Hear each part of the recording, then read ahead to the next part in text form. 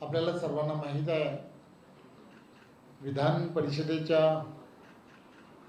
निवडणुका या 18 तारखेला 18 जूनला होऊ घातलेल्या आहेत. त्यामध्ये एक पोटनिवडणूक आहे की जे नागपूरमधली आहे आणि 16 विधान परिषदेच्या असणाऱ्या या निवडणुका आणि या निवडणुकांमध्ये देशाचे पंतप्रधान नरेंद्र मोदीजी यांच्या नेतृत्वामध्ये केंद्रामध्ये NDA सरकार अतिशय चांगल्या पद्धतीने काम करताना तुम्हाला आम्हाला सर्वांना दिसत आहे. आणि त्याच पद्धतीने महाराष्ट्राचे लोकप्रिय असे मुख्यमंत्री आदरणीय देवेंद्रजी फडणवीस साहेब आणि त्याचबरोबर उपमुख्यमंत्री आदरणीय एकनाथराव शिंदेजी आणि उपमुख्यमंत्री आदरणीय सुमित्राताई या तिघांच्या नेतृत्वामध्ये महाराष्ट्रामध्ये सुद्धा महायुतीचं सरकार हे अतिशय चांगल्या पद्धतीने शेतकरी, कष्टकरी आणि या सगळ्यांसाठी हितावह असणारे निर्णय हे सातत्याने घेताना तुम्हाला आम्हाला सर्वांना दिसत आहे. आणि त्यामुळे या विधान परिषदेच्या ज्या निवडणुका आहेत, या विधान परिषदेच्या निवडणुकांमध्ये या सर्व केंद्रीय सर्व नेते मंडळी आणि राज्यामधील असणारे महायुतीचे हे सर्व नेते, मग आदरणीय देवेंद्रजी असतील, आदरणीय एकनाथराव शिंदेजी असतील, आदरणीय सुमित्राताई असतील, या सर्वांनी मिळून हा निर्णय घेतला की या होणाऱ्या विधान परिषदेच्या निवडणुका ज्या आहेत यामध्ये महायुतीमध्येच या सर्व निवडणुका या लढल्या गेल्या पाहिजेत. आणि म्हणून आपण पाहिलं असेल की यामधल्या जागांचं वाटपही या सर्व नेते मंडळींनी बसून अतिशय चांगल्या पद्धतीने कसं होऊ शकतं या संदर्भातला सुद्धा निर्णय हा गेल्या काही दिवसांमध्ये आपण पाहिलं असेल की 30-31च्या दरम्यान तो निर्णय घेतला. 1 तारखेला सर्व ठिकाणी महायुतीच्या सर्व उमेदवारांनी सर्व ठिकाणी अर्जही भरलेले आहेत आणि याची आपणा सर्वांना कल्पना आहे. 4 तारखेला फॉर्म विड्रॉलची वेळ आहे आणि 4 तारखेला फॉर्म बऱ्याच ठिकाणी विड्रॉलही होतील अशी परिस्थिती आहे. पण या सर्व निवडणुका आणि या निवडणुकांमध्ये मतदान जे आहे ते मतदान त्या ठिकाणचे असणारे नगरसेवक, जिल्हा परिषद सदस्य, तिथले असणाऱ्या पंचायत समितीचे सभापती अशी असणारी तिथली असणारी मतदारांची जी सूची आहे तीही आपल्याला सर्वांना आणि निवडणूक आयोगाने तीही डिक्लेअर केलेली आहे. त्यामुळे संपूर्ण महाराष्ट्रामध्ये एक चांगला मेसेज जाणं हे सुद्धा अपेक्षित आहे की या निवडणुका खेळीमेळीच्या वातावरणामध्ये महायुतीने या 17च्या 17 जागा यामध्ये महायुतीच्याच उमेदवारांना विजय मिळाला पाहिजे म्हणून काल आदरणीय देवेंद्रजी, एकनाथराव शिंदेजी आणि सुमित्राताई या सगळ्या प्रमुख नेत्यांची काल बैठक झाली आणि त्यांनी या निवडणुकीमध्ये महायुतीचे सर्व उमेदवार जे अधिकृत आहेत ते उमेदवार विजयी झाले पाहिजेत यासाठी पूर्णच्या पूर्ण महाराष्ट्रामधील असणाऱ्या त्या ठिकाणच्या असणाऱ्या प्रमुखांना तशा सूचनाही दिल्या की आपण महायुतीमध्येच या निवडणुका विजयाच्या दिशेने घेऊन जायच्या आणि म्हणून ही अधिकृत जी यादी आहे की जी, कारण यामध्ये काही ठिकाणी बरेच वर्ष काम करणारे काही कार्यकर्ते की ज्यांनी सुद्धा उमेदवारी अर्ज भरलेले आहेत, त्यामुळे मतदारांमध्ये संभ्रम होऊ नये आणि म्हणून अधिकृत महायुतीचे उमेदवार कोण या संदर्भातली तीनही पक्ष म्हणून एकत्रपणे आपण ते डिक्लेअर करावेत असे निर्देश हे तीनही नेत्यांनी कालच्या बैठकीमध्ये दिले आणि म्हणून आज ही पत्रकार परिषद घेऊन त्या पत्रकार परिषदेमध्ये त्या भागांमधल्या स्थानिक स्वराज्य संस्थांचे हे उमेदवार असतील येणाऱ्या काळामध्ये महायुतीचे, असं आजच्या या पत्रकार परिषदेमध्ये आम्ही घोषित करणार आहोत. आपण एकच गोष्ट लक्षात घेतली पाहिजे आणि माझी मतदारांना सुद्धा विनंती आहे की त्या स्थानिक स्वराज्य संस्थांमध्ये आपल्या पहिल्या पसंतीचं जे मतदान आहे, हे पहिल्या पसंतीचं मतदान त्या ठिकाणच्या असणाऱ्या महायुतीच्याच उमेदवाराला देणं हे पार्टीला आणि महायुतीला सुद्धा अपेक्षित आहे आणि त्यामुळे ज्यांनी कोणी काही बंडखोर म्हणून काही अर्ज भरले असतील तर माझी त्यांना विनम्र विनंती आहे की त्यांनी वरिष्ठांशी बोलून, नेत्यांशी बोलून ते अर्ज मागे घ्यावेत अशी त्यांना विनंती. आणि येणाऱ्या काळामध्ये पार्टीसुद्धा त्यांच्या बाबतीमध्ये सकारात्मक येणारी महामंडळं असतील किंवा समित्या आहेत यामध्ये कुठेतरी पॉझिटिव्ह विचार करणाऱ्या याही संदर्भातला निर्णय हा कालच्या बैठकीमध्ये महायुतीच्या सर्व नेत्यांनी घेतला. त्यामुळे मी आत्ता फक्त आपणासमोर ती यादी एकत्रपणे जी आहे ती काय आहे, महायुतीचे उमेदवार कोण आहेत ती मी आपल्यासमोर वाचून दाखवणार आहे. यामध्ये नागपूर स्थानिक स्वराज्य संस्थांमध्ये डॉक्टर राजीव भास्करराव पोद्दार, भंडारा गोंदिया श्री अविनाश आनंदराव ब्राह्मणकर, वर्धा चंद्रपूर गडचिरोली या स्थानिक स्वराज्य संस्थांमध्ये अरुण हनुमंत लखानी, अमरावती श्री प्रवीण रामचंद्र पोटे, सोलापूर राजेंद्र विठ्ठल राऊत, अहमदनगर म्हणजे अहिल्यानगर प्राजक्त प्रसादराव तनपुरे, जळगाव श्री नंदकिशोर भागवत महाजन, सांगली सातारा श्री धैर्यशील ज्ञानदेव कदम, नांदेड श्री अमरनाथ अनंतराव राजूरकर, उस्मानाबाद लातूर बीड या स्थानिक स्वराज्य संस्थेमध्ये बसवराज माधवराव पाटील, संभाजीनगर म्हणजेच औरंगाबाद जालना श्री सुहास त्र्यंबकराव शिरसाट, त्याचबरोबर ठाणे या स्थानिक स्वराज्य संस्थेमध्ये रवींद्र सदानंद फाटक, यवतमाळ श्री दुष्यंत सतीश चतुर्वेदी, परभणी हिंगोली सय्यद शेरगुल खान, नाशिक नरेंद्र भिकाजी दराडे, रायगड रत्नागिरी सिंधुदुर्ग या स्थानिक स्वराज्य संस्थेमध्ये श्री अनिकेत सुनील तटकरे, पुणे विक्रम संजय काकडे या सर्व जे स्थानिक स्वराज्य संस्था आहेत 17 या स्थानिक स्वराज्य संस्थांमध्ये महायुतीचे हे सर्व उमेदवार आहेत. आपल्याला प्रसिद्धीसाठी जे पत्रक जे आहे ते पत्रक आमच्या तिघांच्या सहीचं पत्रक हे आपल्याला प्रसिद्धीसाठी आम्ही देणार आहोत.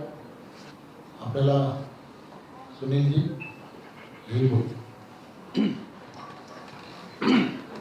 महायुतीच्या पत्रकार परिषदेच्या निमित्ताने ज्याने आता आपल्याला नुकतं संबोधित केलं, महाराष्ट्र प्रदेश भारतीय जनता पक्षाचे अध्यक्ष आमचे सहकारी रवींद्रजी चव्हाण साहेब, शिवसेनेचे नेते राहुलजी शिबाळे, नवनाथ, माझे सर्व सिद्धार्थ आणि सर्व सहकारी आमचे माझे आमदार शहाजी, आपण सर्व पत्रकार मित्र, वाहिन्यांचे प्रतिनिधी, बंधू भगिनी आणि सहकारी मित्रांनो, महायुतीच्या पत्रकार परिषदेचा हेतू आदरणीय चव्हाण साहेबांनी आपल्या सर्वांच्या समोर या ठिकाणी ठेवला. मधल्या कालावधीमध्ये दीर्घ प्रतीक्षेच्या नंतर स्थानिक स्वराज्य संस्थांच्या निवडणुका झाल्या. त्याच्यामुळे ह्या द्वैवार्षिक निवडणुका ज्या येतात त्या स्थानिक स्वराज्य संस्थांच्या मतदार त्या ठिकाणी नसल्यामुळे किंवा नगरसेवक, जिल्हा परिषद सदस्य, महानगरपालिकेचे नगरसेवक नसल्यामुळे त्या रखडलेल्या होत्या. मधल्या कालावधीमध्ये देवेंद्रजी फडणवीस साहेब, शिंदे साहेब, स्वर्गीय दादा असताना नंतर वहिनी यांच्या नेतृत्वाखाली राज्यामध्ये सरकारने या निवडणुका घेतल्या आणि या निवडणुकीच्या नंतर या स्थानिक स्वराज्य संस्थांच्या निवडणुका घोषित झाल्या. त्यावेळेला या तिन्ही नेत्यांनी, विशेष करून मुख्यमंत्री महोदयांनी त्याच्यामध्ये पुढाकारी घेतला. शिंदे साहेबही होते, वहिनी होत्या आणि ही निवडणूक महायुती म्हणून लढवायची असा निर्णय त्या ठिकाणी करण्यात आला. ठीक आहे, वेगवेगळ्या पद्धतीचं मतं आपापल्या पक्षाची त्या ठिकाणी मांडली जात असतात, परंतु ज्या पद्धतीने देशामध्ये देशाचे पंतप्रधान नरेंद्र मोदी साहेबांच्या नेतृत्वाखाली जगभरामध्ये भारताचं एक सामर्थ्य वाढतं आहे, विकसित राष्ट्र म्हणून आपण वेगाने प्रगती करतो आहोत, अशा वेळेला NDA देशातही मजबूत असली पाहिजे, राज्यातही असली पाहिजे. अमितभाईंचं या संबंध, महायुतीच्या संबंध वेगवेगळ्या घटक पक्षांकडे सुद्धा अतिशय योग्य पद्धतीने समन्वय लक्षही असतं. प्रत्येकाला त्या त्या पद्धतीने सामावून घेण्याची भूमिका भारतीय जनता पक्षाच्या शिस्तबद्ध नेतृत्वाने ही कायम त्या ठिकाणी निश्चितपणाने घेतलेली आहे. अशा या भूमिकेतूनच या 17 जागा, त्यातील एक जागा नागपूरची पोटनिवडणूक जिथे महसूल मंत्री बावनकुळेजी हे विधानसभेवरती निर्वाचित झाले, ही त्या ठिकाणी होती. आणि मग उरलेल्या 16 जागांच्या वतीमध्ये त्या ठिकाणचा निर्णय जसं चव्हाण साहेबांनी सांगितल्याप्रमाणे 30-31ला घोषित झाला. 1 तारखेला अर्ज भरले गेले. काही ठिकाणी महायुतीच्या उमेदवारांच्या मध्येच इतरही पक्षातल्या म्हणजे घटक पक्षातले काही अर्ज भरले. काल आम्ही सर्वांनी बसून या संदर्भामध्ये चर्चाही केली आणि जिथे जिथे ज्या ज्या पक्षाचे अर्ज अधिकृत उमेदवारांच्या पेक्षा अधिक आलेले आहेत त्या संदर्भातल्या स्पष्टपणाच्या सूचना या तिन्ही पक्षाच्या नेतृत्वाच्या माध्यमातून त्या ठिकाणी दिल्या गेलेल्या आहेत. आणि भक्कमपणाने देवेंद्रजींनी सुद्धा विश्वास व्यक्त केला, शिंदेसाहेबांनी केला, वहिनींनी केला की 17च्या 17 जागांवरती महायुतीचे उमेदवार त्या ठिकाणी निर्वाचित होणार आहेत. आता चव्हाण साहेबांनी सांगितलं की प्रथम पसंतीचं मत द्या. इथे द्वितीय पसंती नाहीच आहे आणि द्वितीय पसंती देण्याइतपतचं संख्याबळच कोणाकडे नाही. त्याच्यामुळे एकाच पसंतीचं एक क्रमांकाचंच मत हे जवळपास अनेक या सगळ्या स्थानिक स्वराज्य संस्थांच्या निवडणुकीतलं आपण बलाबल पाहिलं 75-80% कुठे 90%च्या आसपास त्या ठिकाणी आहे. आम्हाला विश्वास आहे किंवा या माध्यमातून तिन्ही पक्षाच्या वतीने पक्षादेश म्हणा किंवा पक्षाची विनंती म्हणा की महायुतीचे उमेदवार ज्या ज्या मतदारसंघातील आता चव्हाण साहेबांनी घोषित केले त्या त्या ठिकाणी पूर्णपणाचं मतदान त्या ठिकाणी व्हावं. अर्ज मागे घेण्याचा अखेरचा दिवस हा उद्या आहे, पण मागे घेण्याची प्रक्रिया ही सुरू झाली काल दुपारच्या नंतर. नामनिर्देशन पत्र छाननी झाल्याच्या नंतर, त्यामुळे आजही चालू आहे, उद्याही चालू आहे. त्यामुळे सगळीकडे सुद्धा त्या निश्चितपणाने गेलेल्या आहेत आणि आम्हाला विश्वास आहे की उद्या 4 तारखेला 3 वाजता ज्या वेळेला अर्ज मागे घेण्याचा मुदत संपेल त्यावेळेला थेटपणाने महायुतीचे अधिकृत उमेदवार आणि मग महाविकास आघाडी जिथे जिथे उमेदवार उभी करू शकले, अनेक ठिकाणी उमेदवारच मिळाले नाहीत, अनेक ठिकाणी शोधून उमेदवार केलेले आहेत. आम्हाला आनंद आहे, लोकशाहीमध्ये निवडणुकी झाली पाहिजे. बाबासाहेबांनी निवडणुकीचा मूलभूत अधिकार दिला, त्यामुळे त्या ठिकाणी निवडणुका होतील. परंतु आज महायुती मोठ्या प्रमाणावरती या निवडणुकीमध्ये निश्चितपणाने देवेंद्रजींच्या, शिंदेसाहेबांच्या, बहिणींच्या नेतृत्वाखाली अभूतपूर्व असं यश मिळेल आज या पत्रकार परिषदेच्या निमित्ताने महाराष्ट्रातील या 17 जागांवरती जे महायुतीचे मतदार त्या ठिकाणी मतदान करणार आहे, महापालिकेचे नगरसेवक आहेत, जिल्हा परिषदचे सदस्य आहेत, पंचायत समितीचे सभापती आहेत आणि नगरपालिकेचे नगरपंचायतीचे जे मतदार आहेत नगरसेवक, त्या सर्वांनाच आम्ही पुन्हा एकदा सूचित करतो की मोठ्या प्रमाणावरती आपलं मतदान हे महायुतीच्या उमेदवारांच्या पाठीमागे त्या ठिकाणी व्हावं. ही तिन्ही पक्षाची एक अधिकृत भूमिका आज आपल्या मार्फत महाराष्ट्रामध्ये आणि आम्ही संबंध आमच्या मतदारांच्यापर्यंत पोहोचवत आहोत. आपल्या सर्वांचे आभार. आज या ठिकाणी महायुतीची पत्रकार परिषद होत आहे. हिंदीतच चालू. पत्रकार परिषद होत आहे आणि या पत्रकार परिषदेला आपल्या सर्वांना यापूर्वी संबोधित केलं. भारतीय जनता पार्टीचे प्रदेशाध्यक्ष आदरणीय रवींद्र चव्हाण साहेब, राष्ट्रवादी काँग्रेसचे प्रदेशाध्यक्ष आदरणीय सुनील तटकरे साहेबांनी, आणि आज या ठिकाणी ही पत्रकार परिषद घेण्याचं महत्त्वाचं कारण की ही विधान परिषदेची 18 जूनची जी निवडणूक आहे ती निवडणूक आम्ही सर्वजण महायुतीच्या माध्यमातून लढवतो.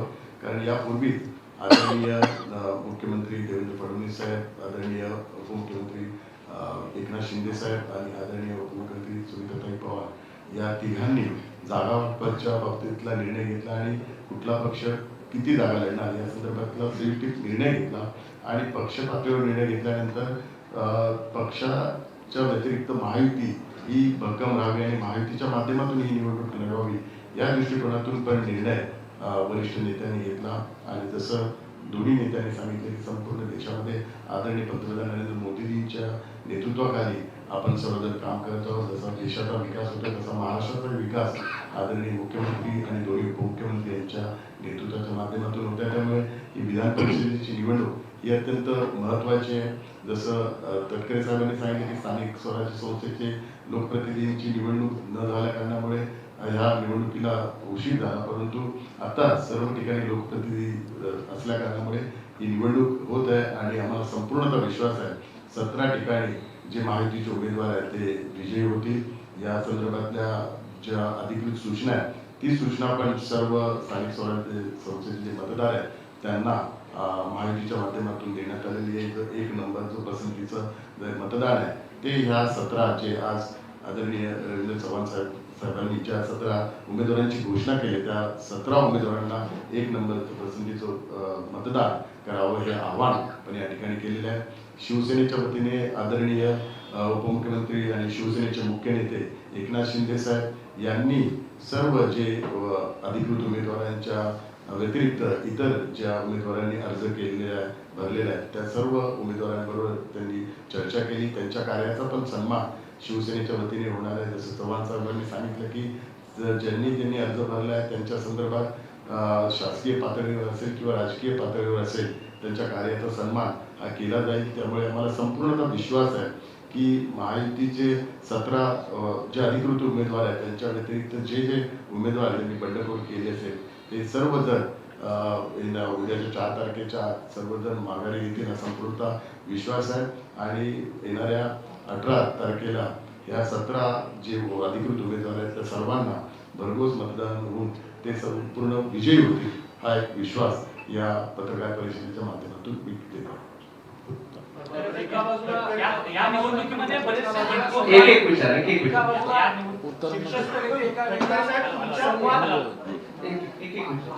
शीर्षस्थ नेते एका बाजूला संवाद समन्वयाची भाषा करत आहेत, परंतु दुसऱ्या पातळीतले नेते मात्र एकमेकाच्या पक्षांवरती आरोप करतायत. अब्दुल सत्तार यांनी तर थेट भाजपवरती आरोप केला की भाजपचं मुंडकं छाटतंय. या नेत्यांना काही समज दिली जाणार आहे की या संदर्भात भूमिका काय असणार आहे? नाही, ह्या विषयासंदर्भात कालच आदरणीय शिवसेनेचे मुख्य नेते एकनाथ शिंदे साहेबांनी मराठवाड्यातील आणि छत्रपती संभाजीनगरमधील जेवढे आमचे आमदार आहेत त्यांच्याबरोबर बैठक घेतली आणि या विषयासंदर्भातला खुलासा आमदार अब्दुल सत्तार यांनी प्रसार माध्यमांशी केलेला आहे. त्यामुळे हा विषय हा माननीय मुख्य नेते एकनाथ शिंदे साहेबांनी सर्वांशी चर्चा करून या संदर्भातला जो निर्णय आहे जो अब्दुल सत्तारांनी स्वतः प्रसार माध्यमातून तो डिक्लेअर केलेला आहे. सत्तारांनी आज पुन्हा भाजपवरती टीका केली. आज सकाळी पुन्हा एकदा त्यांनी टीका केली आहे की आम्ही निधी मिळण्यासाठी कामं होण्यासाठी उठाव केला, परंतु तो निधीच आम्हाला मिळत नाही, त्यामुळे आता आम्ही करायचं नाही. असं कुठेही बोलले नाहीत. आणि या संदर्भात माननीय मुख्य नेते आदरणीय एकनाथ शिंदे साहेबांनी सर्व वरिष्ठ नेत्यांशी काल चर्चा केलेली आहे. त्यामुळे छत्रपती संभाजीनगर संदर्भातला जो उमेदवारी अर्ज आहे ते अर्ज ते मागे घेतील. आणि आज जसं रवींद्र चव्हाण साहेबांनी सांगितले 17 उमेदवार जे अधिकृत उमेदवार आहेत ते माहितीचे उमेदवार आहेत. आता आम्ही पक्ष पातळीवर ही निवडणूक लढवत नाही, ही निवडणूक आम्ही माहितीच्या माध्यमातून लढवत आहोत. त्यामुळे जे 17 उमेदवार आहेत ते माहितीचे उमेदवार आहेत. ते काही भारतीय जनता पार्टी, शिवसेना, राष्ट्रवादी असे उमेदवार म्हणून आहेत, ते आता माहितीचे उमेदवार म्हणून ही निवडणूक लढवत आहेत. त्यामुळे माहितीच्या सर्व पदाधिकाऱ्यांची जबाबदारी आहे या 17 ते 17 उमेदवारांना विजयी करायची.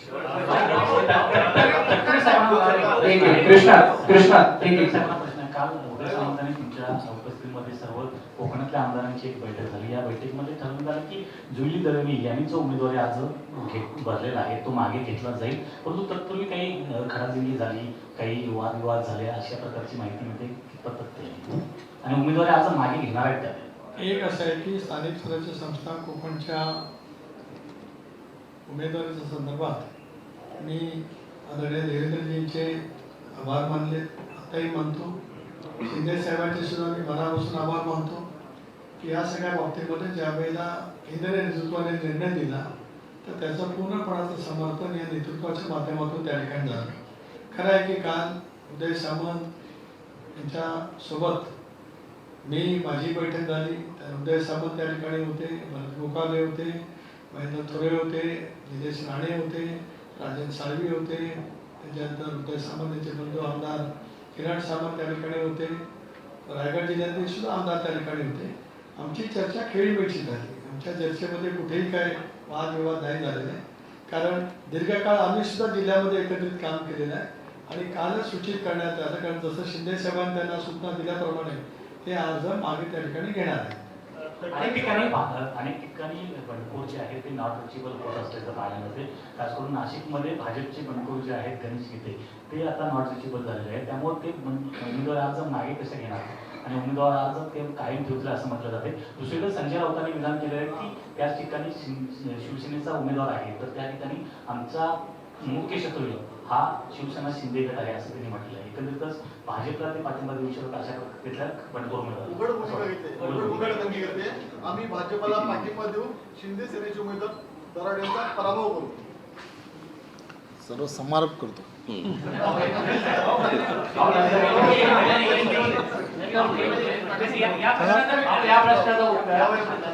ते समारोपच करतो. आपल्याला सर्वांना माहीत आहे या सर्व निवडणुकांमध्ये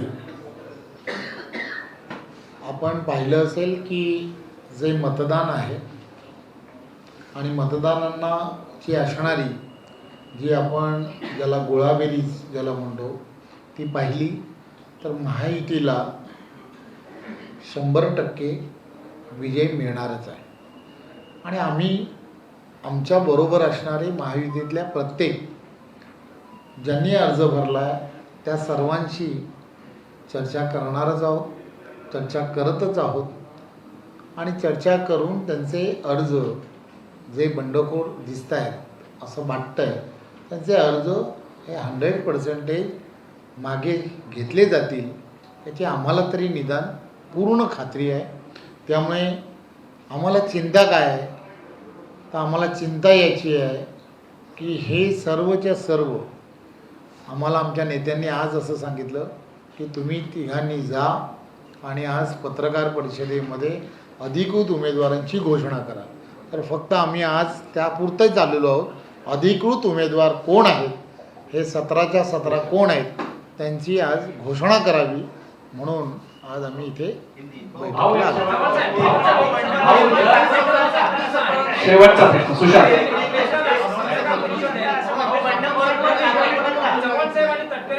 प्रश्न आहे, तुम्ही हा दावा करता की महायुतीचे 17ही उमेदवार निवडून येथील आवश्यक संख्या. तुम्हाला शंका आहे का? नाही, शंकेचा विषय हा आहे की अहिल्यानगर असेल किंवा पुणे असेल तिथे जे तुम्ही उमेदवार निवडलेले आहेत वर्षानुवर्ष काम करणाऱ्या कार्यकर्त्यांऐवजी पक्षात आदल्या दिवशी प्रवेश केलेल्या व्यक्तीला 24 तासात उमेदवारी जाहीर होते.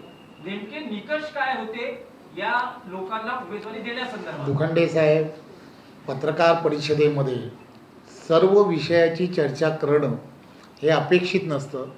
आजची पत्रकार परिषद अधिकृत माहितीचे उमेदवार कोण असावेत या संदर्भात आहे.